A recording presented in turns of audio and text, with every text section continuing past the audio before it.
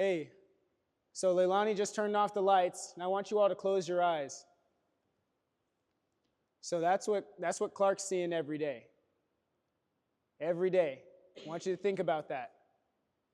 I want you to think about, hey, no, close your eyes. I want you to think about what it would be like to navigate life like this every single day. You guys got that imagination in your head? All right, go ahead and open up your eyes. Let's go watch this video. Anticipate. I'm going to start that from the beginning. Perfect. I woke up as an 18-year-old freshman attending the University of Idaho. Anticipate. Exiting the dorm, I was met by a cold wind blowing out of the north. As I relaxed, talked, and breathed on my way to class, I watched my breath trail off in the atmosphere. I was not in a hurry to go anywhere that day because I knew that later that afternoon I'd sit in the doctor's office. So I watched birds sitting on ice-caged telephone wires. And I even watched a few individuals dressed in all of their colorful winter garb engage in a quick snowball fight. I walked into the doctor's office and met by a cordial hello from a smile from the receptionist who told me to take a seat because it could be a little bit.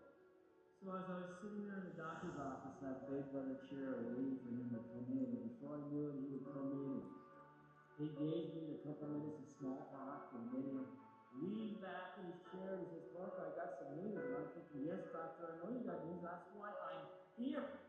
And he said, "Clark, I've looked at these backwards and forwards and backwards and forwards, and I come up with the same conclusion." And he said, "Clark, you have a disease known as retinitis pigmentosa and you're going blind." Excuse me? What did you just say? You have retinitis pigmentosa and you're going blind.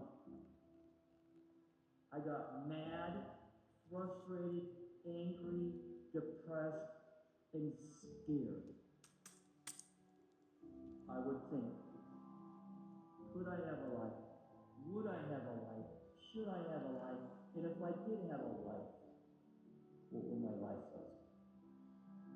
Wouldn't be able to ski. Wouldn't be able to hike. Wouldn't be able to horseback ride. I would never ever get married.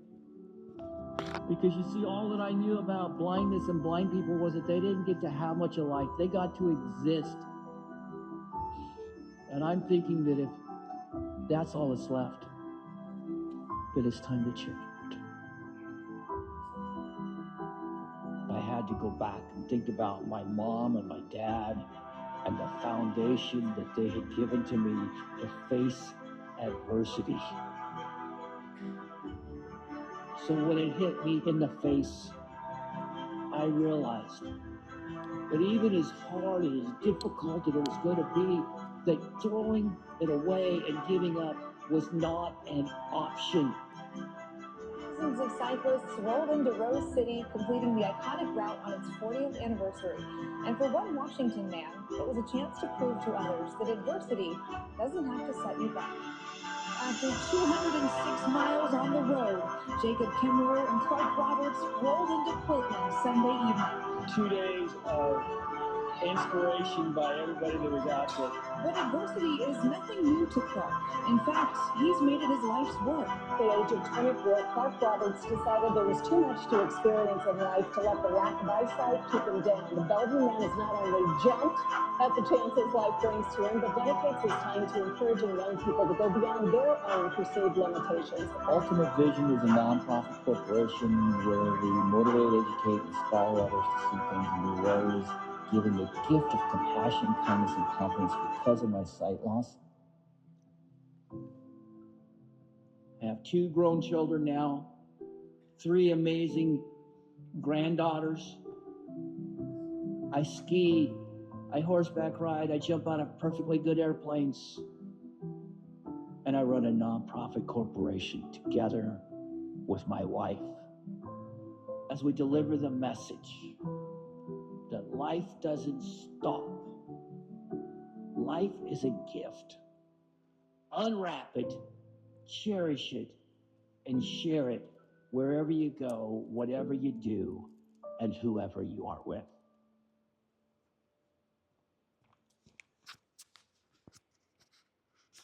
Woo!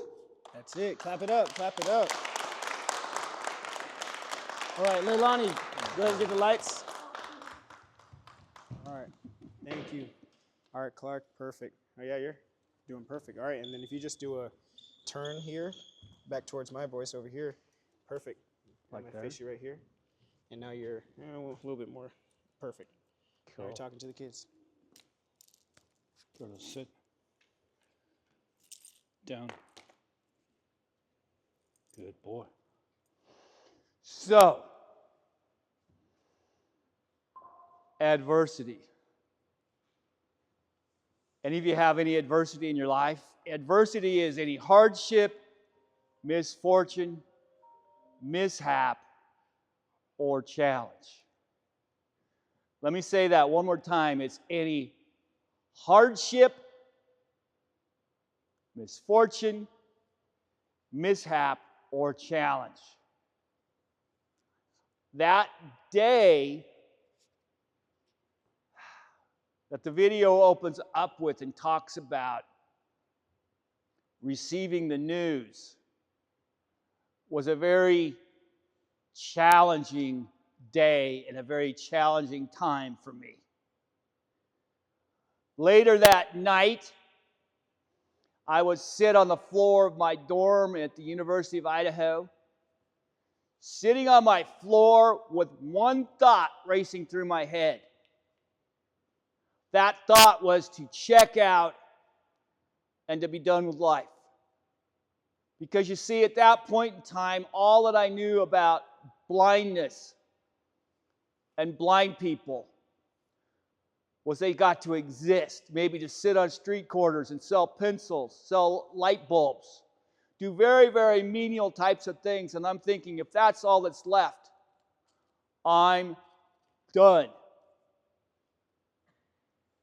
But you see, as I also sat there on my floor, I was reminded of a little card that had been put in my pocket by my mom, about the size of a business card.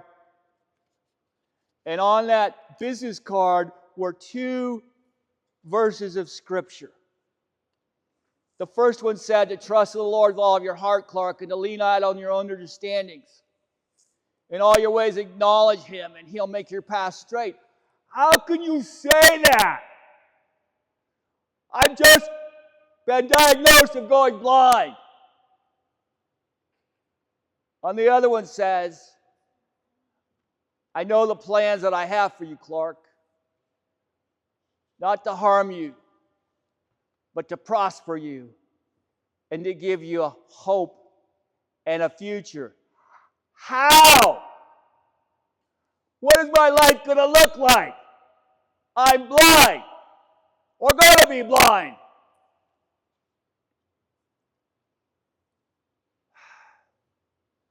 But you see, that's why you need to be grateful. Grateful every single day for everything that comes into your life. Here's my first challenge for you.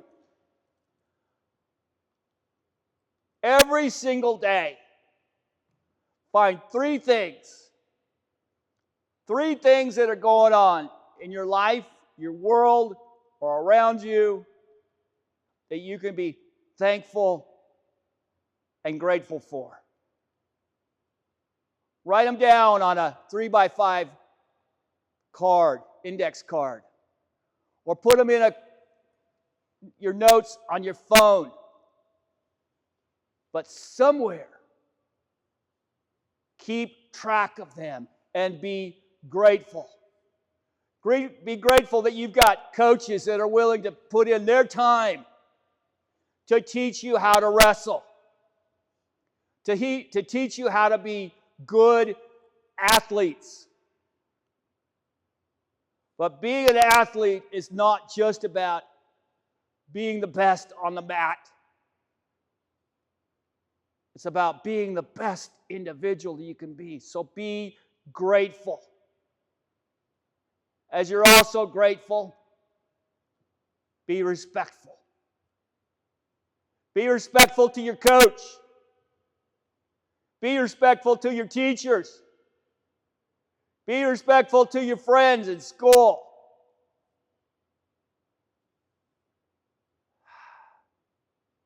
Treat them with kindness. Maybe sometimes they do things to you you don't think that are very kind. When I was in high school, I was bullied all the time. I was picked on. I wore very thick glasses. I was overweight. I was not one of the in crowd. So I got picked on and bullied a lot. Almost to the point of there are sometimes the days that I didn't know if I wanted to even get out of bed and go to school. But I got out of bed and went to school. Sometimes to endure things that I didn't want to endure. But I respected my parents. I respected my teachers. And I got through school and I graduated. And I went on to that first year of college. But you see, it took effort. There were days that it took effort for me to climb out of bed. There were days, even after being diagnosed with my sight loss, as far as wanting to go to class. I'm thinking, why? Why should I go to class? Why should I study? Maybe all I need to do is hang out with my buddies. I did that a lot. Second semester at the University of Idaho. But that only got me to the point of not being able to come back the next fall. You see, I still needed to put in effort to do my best, to be my best, so that you can go forward and be the best that you could be. It takes gratitude. It takes respect. It takes effort. It takes an attitude of trying. Trying. Not giving up, but trying. Maybe sometimes you have to do things differently. As you noticed, or maybe you didn't, but noticing from the video, one of the incredible things that I love to do, because I love to be outdoors. Hiking, biking, snow skiing, water skiing, spending time on the beach, swimming. One of the things that I'm very, very much involved in is tandem bike riding. Years ago, a friend of mine came to me and he wanted me to help him with his summer day camp for 4th and 5th graders, 3rd, 4th, and 5th graders. He didn't think that I could go help him with the first activity, which was to go bike riding. I said, Ford, what about a tandem? Oh, yeah. A tandem is a bike that allows two people to be on the same bike at the same time. After coming back from a wonderful day on the Sammamish Trail, my friend Ford goes, he says, Clark, you know, I take the 4th and 5th graders up to the San Juan Islands for a 3-day bike trip at the end of the summer. He says, you want to come? I said, yeah. But not on this bike, because the bike that we had was very, very old school, and it wasn't going to be very much fun to ride for 3 days on the San Juan Islands. So we rented a different bike and went and had a great time. But the thing that I found out for about the next 2 years was the only time that I got to ride with my friend Ford was when I went on my friend Ford's trips. We were trying to figure out a way to raise the money and go buy a tandem for myself, because tandems are not cheap. One afternoon, I'm coming home from a computer class and I'm walking up to my apartment. I take the keys out of my pocket and I go to stick the keys in my lock, and I'm going, what's this?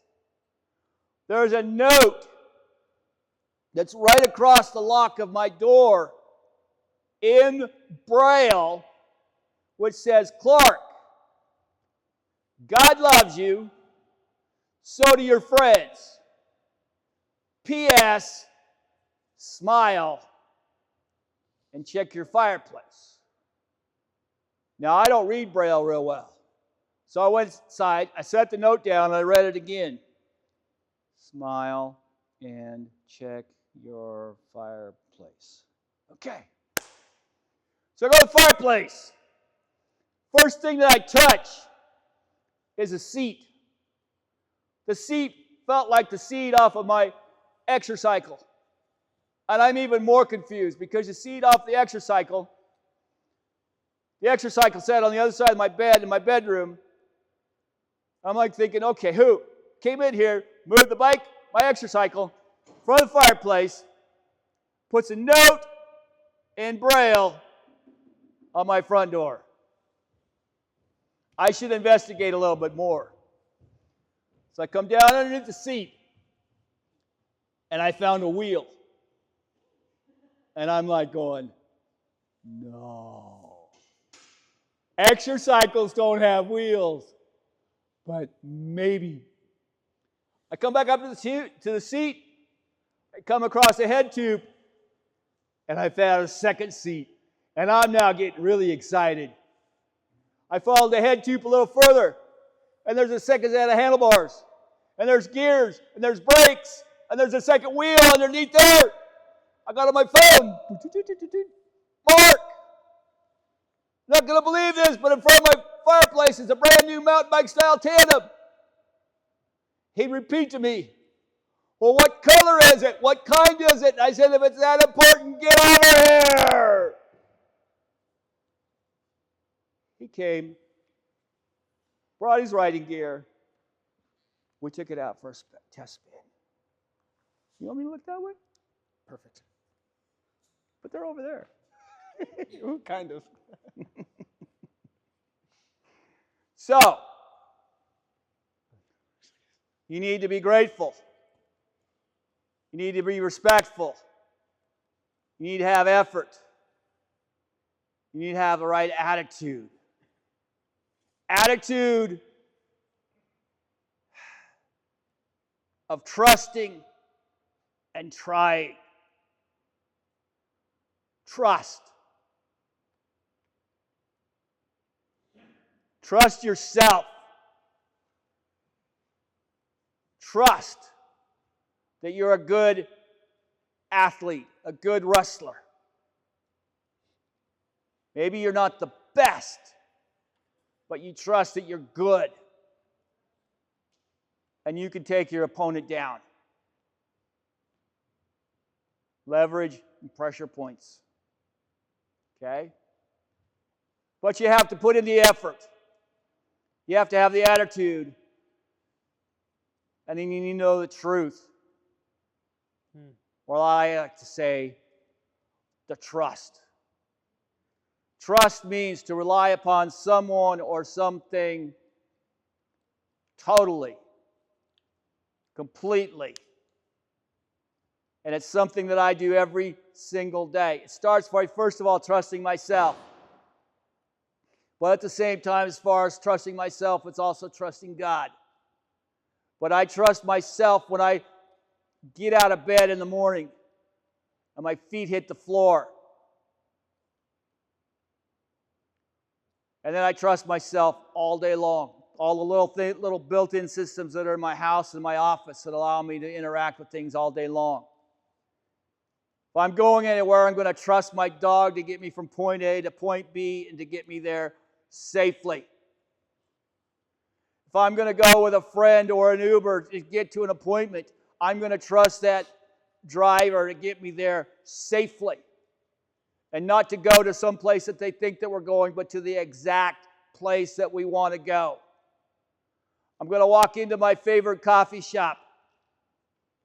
I'm going to trust the barista that the barista is going to get me exactly what I came in for. And they're going to debit my debit card the exact amount that I know that needs to be debited. But it's trust, trust, trust, trust all day long.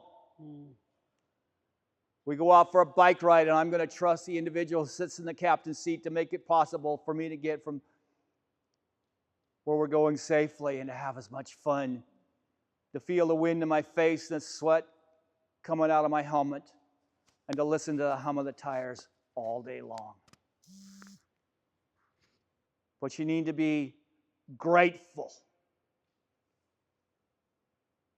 respectful, have effort putting in the things that you need to do, having that right attitude,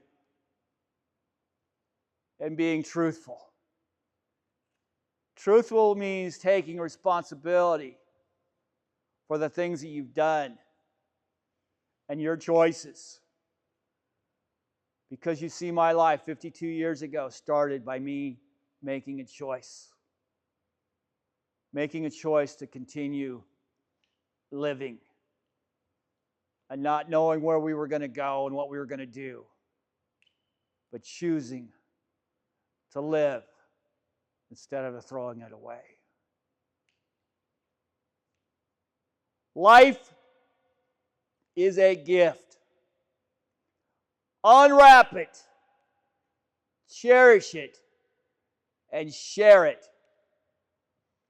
Wherever you go, whatever you do, and whoever you are with. Thank you for letting me come and share with you.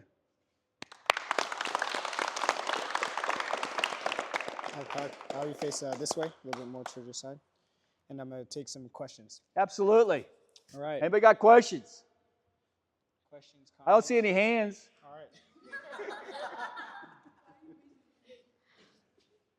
right. How old are you? How old am I? 70. I'm proud of it. What drives you? What drives me? My love of life. Wanting to be able to go share my life every single moment of every single day in schools, educational venues, businesses, business organizations, to share who I am, to share my love of life, and to share my God, my friend, everywhere I get to go. Why did you not give up on life? Big and loud. Why did you not give up on life with your blindness? Why did I not give up on life? Yeah, with your blindness. I didn't give up on life because I was shown by my parents that just because challenges came and come, that it doesn't mean it's the end. My father, at the time that he was 18 months old, contracted polio. Polio is a crippling disease. They told my grandmother that he probably never would walk or use his right arm again. But because of my grandmother, for a year and a half, massaging his leg and arm every single night before he went to bed, he walked. He was able to use his arm. He had some impaired usage, but he was able to use that. My youngest brother was born with what they call Down syndrome. My parents helped to establish the educational system in the state of Idaho for special education. They ran a summer camp for 15 years for special education people. So I had been shown all of my life that just because challenges come and happen, that it's not the end. Yeah. Great questions. Anybody else? Are you fully blind, or can you still see some light? Question on the table is, am I total black blind, or can I see a little itty bit? I can see a little itty bit. I can still see light, dark, shadows, outlines, and occasionally some bright colors if the light is just right, whether that's natural light or man-made light. In here, there's a little bit of light coming out of the ceiling, bouncing off the floor, but looking out at you guys, or where you're supposed to be, it's an out-of-focus glob. Did you suddenly go blind, or did you suddenly go blind, or did it happen over time? The question is, did it just happen suddenly or did it go slowly? It was a slow progression. From the day that the doctors diagnosed me on February 28th of 1973, it took about 5 years to get me to the point of where I am today. During that period of time, in the beginning, I questioned if the doctor knew what he was doing. Because initially, for about the first year and a half of everything, I saw no changes, even though my parents saw some things that I was being challenged with. But for me, it didn't happen until I picked up a magazine article and started to try and read it, and I realized that I was tracking the same paragraph over and over and over again, and I finally just said, oh, stink. It's real. It's happening. And then I started seeing changes that were happening. Is there any other sports you can do besides biking? Is there what? Is there any other sports you could play? Any other sports besides biking? Yeah. I love to downhill ski. I water ski. I bike ride. I go horseback riding. I go whitewater rafting. I love to swim. I was a swimmer in high school. I have 3 gold medals from an event called USABA, where I actually participated. I love to be outdoors in any way you can imagine.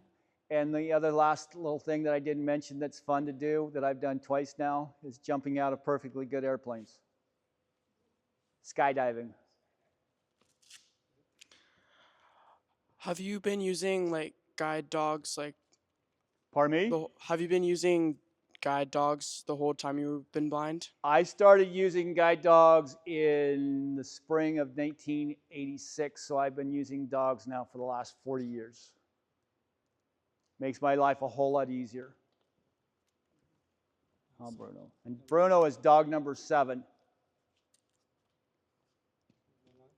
Why did you let the bullies kept on bullying you? Why do it? Why did you let the bullies kept on bullying you? One more time, a little louder. I'm having trouble hearing you. Why did you let the bully keep on bullying you? Why did I let them keep on bullying me?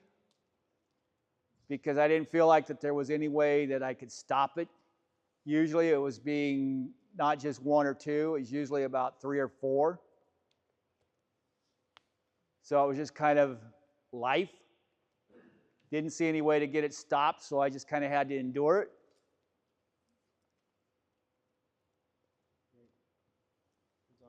Not to say that it was right, but that's what happened. Any other questions, guys? That's it. Might be your only opportunity to ask a blind person anything and everything you want to know. Pardon me? She said, can you still write? Can I still write? Yeah. I've written a book. I actually have another book that's sitting in the computer, but it's not done yet. Come on. Yeah? Tim? Like in your house, do you just remember where everything is and that's how you get around, or does Bruna help you with that too? One more time, a little louder. So like when you're moving around your house, do you basically have like a mental image of where everything is, or does Bruna help you get around your house as well? Great question. The question that was asked is, do I know where things are in the house, or do I use Bruno in my house? Bruno, when I get home, Bruno comes off leash, out of harness, and he basically, you would look at him as just being a dog in the house. I know where things are, or are they're supposed to be, until somebody comes in and moves them. Okay? The house that we live in currently, we moved into on a Saturday. Okay? I thought I knew the layout of the house. Basically, you walk in the front door, you come down a hallway, and you walk into the kitchen area, and there's there's an island that you can walk all the way around it. So it was Sunday morning after we'd moved in, and I thought I had a good mental map as far as where everything was, and I needed to go back down the hallway, take a right, and go up the stairs to get myself ready on Sunday morning. My daughter watched me walk around the island 5 or 6 times, and she finally said, "Dad, where are you trying to go?" I said, "I'm trying to find the hallway so I can go back upstairs." She says, "Come here." So I didn't have my map down real well then, but I do now. Okay? But yeah, it's figuring out where things are, creating a map so that you can get where you need to go and do what you need to do. Great question. How do you order food from restaurants? With my phone. All right, and last rapid fire question. How do blind people cry? Pardon me? Do blind people cry? One more time. Do blind people cry? Do blind people drive? Cry. Can you cry? Oh, blind people cry? Yes, they do cry. I have a lot of tears. I mean, my eyes operate the same way that anybody else's do, okay? The only difference is this: because the part of the eye that's being affected is the very last part of the eye, my eye is seeing what's there in front of it. It's just that it's not able to transmit that image back to the brain so that the brain can turn around and send out its little messages to the rest of my body. "Clark, there's a wall, stop!" Or, "Clark, there's a curb."